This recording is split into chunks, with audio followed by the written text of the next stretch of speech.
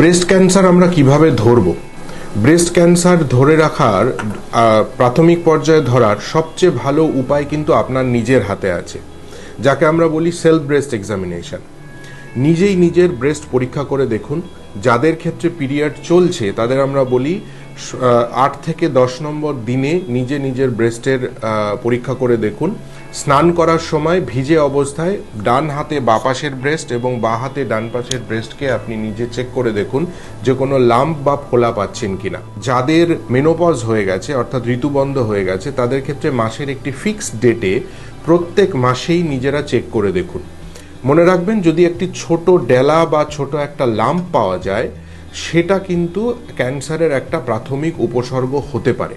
মনে রাখবেন, breast lump হওয়া মানেই কিন্তু ব্রেস্ট ক্যান্সার নয়।